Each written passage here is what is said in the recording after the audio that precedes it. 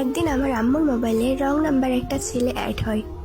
তো সে শুধু বারে বারে ইমোজি দিত, কল দিত। একদিন অনেকগুলো কল দেওয়ার পর আমি তার কল ধরি।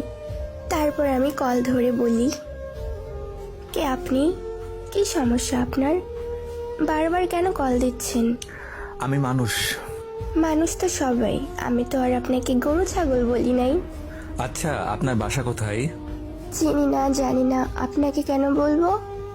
আর আপনি এই মোবাইলে আর কল দিবেন না, এটা আমার আম্মুর মোবাইল। আচ্ছা ঠিক আছে, আর দিব না। কিছুদিন পর আম্মুর মোবাইল থেকে আমার মোবাইলে অ্যাড হয়।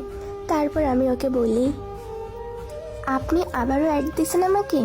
আমি কেন আপনাকে অ্যাড দিব? অ্যাড ছিল আগে থেকে। আপনার কি কিছু বলার আছে? কিছু বলার থাকলে বলেন। বলবো তো। আচ্ছা, আপনার বাসা কোথায়? কুমিল্লা। আপনার? আমারও তো কুমিল্লায়। কুমিল্লার কোন জায়গায়? নবাবপুরে। আমিও তো নবাবপুরে থাকি। ও আচ্ছা, ভালোই। তো আপনার নামটা কি জানতে পারি এখন?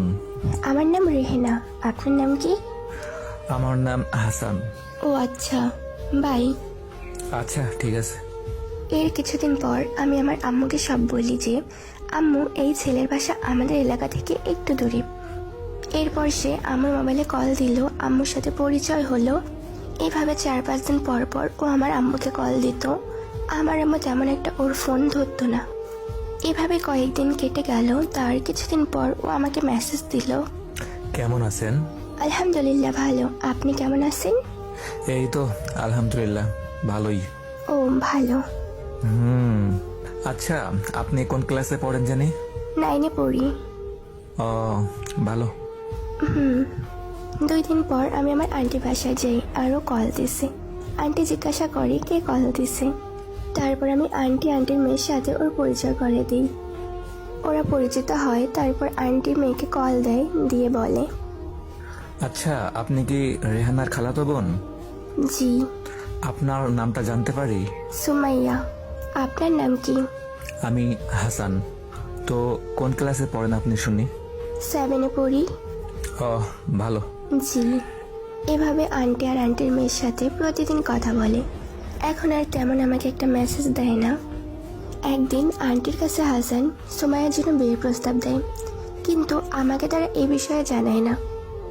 আন্টি সুমাইয়া এই প্রস্তাবে রাজি।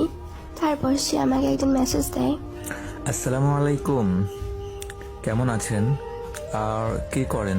তারপর আমি তেমন গুরুত্ব দিতাম না। ওই, রিপ্লাই দাও না কেন? হ্যালো, কি হলো তোমার? বিজি নাকি আপনি? নাকি আমায় ভুলে গেছেন? না, ভুলবো কেন, একটু পড়তেছি।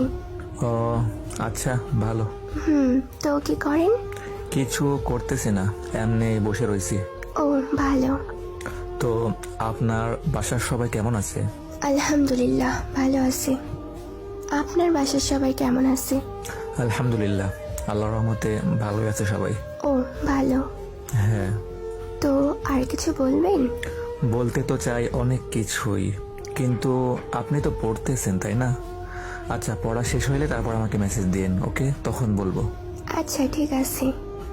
কিছুক্ষণ পর আমি বললাম, কি করেন? কিছু না, পড়া কি শেষ? এই তো পড়া শেষ করলাম। ও আচ্ছা, ভালোই।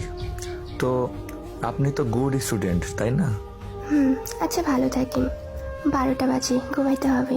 পরে কথা হবে। আল্লাহ হাফিজ। আচ্ছা ঠিক আছে, আল্লাহ হাফিজ। এভাবে 2 মাস কেটে যায়। আন্টি আর সুমাইয়ার সাথে তার এখন অনেক ভালো সম্পর্ক। আমাকে তেমন একটা মেসেজ দিত না।